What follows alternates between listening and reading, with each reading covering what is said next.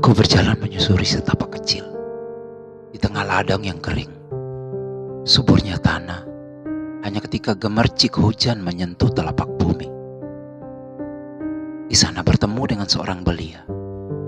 Usianya kisaran belasan. Matanya menatap padaku, bak seekor harimau menerjangku.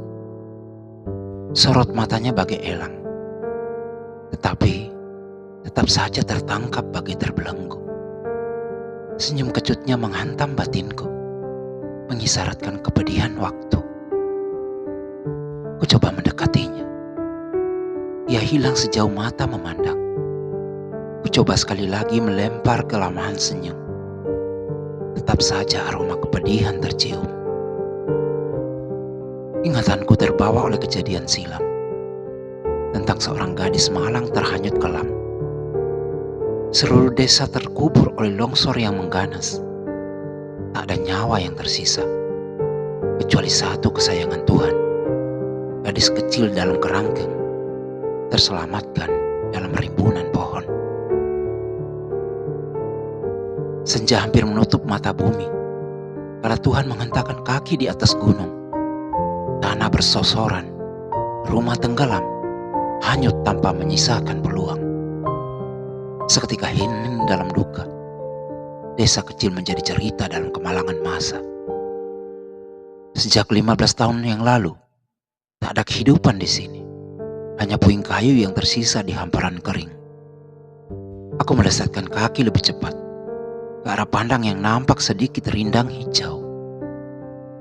Tak ingin memberi curiga, kutenangkan hati dengan laga santai, menyodorkan rasa iba, menuangkan empati. Gadis itu berbalik menatapku. Ada tersirat sedikit asa dari matanya sebelum ia menunjukkan padaku ke arah hijau itu.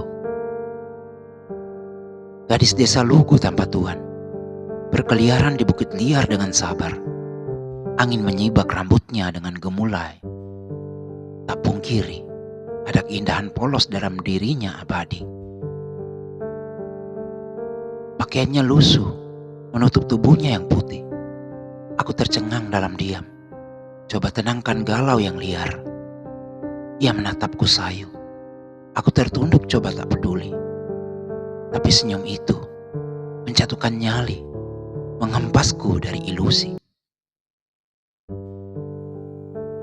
Ketika mataku terangkat, aku melihat sorot mata menusuk ke jantung. Persis seperti panah Arjuna terkulai di depan Draupadi. Seketika hatiku remuk, bukan karena panah yang datang menghampiri, tetapi iba yang masih menguasai, memahami dirinya dalam sendiri. Hatiku bergetar resah ingin memeluk, tapi pilu mengekang tangan.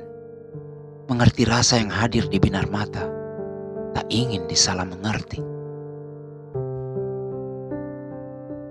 Ku beranikan diri bertanya, bagaimana Nona menjalani hari sendiri? Ia menjawab dengan sedikit berbata, aku menikmati hari sendiri sampai Anda datang menemuiku. Hingga Anda mencuri hatiku dengan tatapanmu. Kini aku menyadari, Anda adalah orang yang diutus alam semesta untukku. Aku terperanjat, menyadari kehadiranku ancaman bagi hatinya. Ingin bergegas, tapi tak tega melihat luka kehilangan yang masih membekas tentu. Jelas ia membutuhkan seseorang, setidaknya untuk berteduh di senja hari. Aku tak mengartikan sungguh kalimatnya, karena ia datang dari kesunyian hatinya. Lalu aku menjawab dengan gusar, tetapi aku adalah seorang pengembara yang tak tinggal di suatu tempat. Sesaat setelah mendengar kalimatku, ia terdiam, lalu tertunduk dalam sedih. Air matanya jatuh, membasahi pipinya yang mulus. Jiwaku semakin bergetar, tak tahan melihat tangis gadis dalam derita. 15 tahun, bukan waktu yang singkat. Kekosongan selama itu, berteman dengan alam semesta, adalah kepedihan yang sulit dirasa. bahkan oleh seorang pertapa. Hatiku semakin risau, lalu kutenangkan diri sembari berucap, "Baiklah, aku akan tinggal untuk beberapa hari." Ia menengadah padaku, menatap lagi dengan bola matanya yang coklat. Aku melempar senyum, meyakinkan keraguannya. Kini ia yakin tak sendiri lagi, setidaknya untuk sesaat. Rona wajahnya kembali ceria, namun kembali terkulai dalam kepedihan yang menyelimuti hatinya sejengkal waktu. Sore itu, angin berhembus lebih kencang, sedang gelap mulai mengunjungi. Awan hitam berlarian ke barat, seakan sedang mengiringi seorang ratu dengan kereta kuda. Saat malam tiba, gadis itu menyalakan perapian, duduk memegang kedua lututnya, sembari memandang rembulan. Wajahnya nampak bersinar di balik cahaya yang meneranginya. Kesan alami yang ia miliki meyakinkan kepolosan yang dibungkus dengan keluguan jiwa. Kudekati dia dengan hati-hati, menyatukan diri agar sehati, bahwa sebenarnya aku juga simpati pada paras yang telah menunggu pasti. Tapi sebuah gejolak batin menghentikanku dan berkata, "Hei Tuan, janganlah beri harapan pada gadis yang tak bertuan. Engkau akan menyakitinya. Jika Tuhan pergi dari hadapannya kelak, ia akan menyendiri lagi dan larut dalam kepedihan yang sama. Kehilangan dan kehilangan lagi." Hari berlalu dengan rasa yang dijaga. Gadis tumbuh dengan mekar cinta dalam hati. Dalam diam sebenarnya mengamati. Ada jiwa asmara yang tak mau berhenti. Walau telah kuhentikan selangkah rasa, alih-alih hanya iba dan empati, malah membawa pada pesona tak terganti, membiusku tenggelam dalam karsa. Semakin dalam, merasuk sanubari, hingga aku lupa telah hanyut dalam gelas cinta yang dimainkan semesta melalui sang dewi, mengantarkanku tenggelam dalam jiwa kasmaran. Ketika aku menyadari waktuku untuk pergi, aku menangkap embun mata keceriaan dari gadis itu.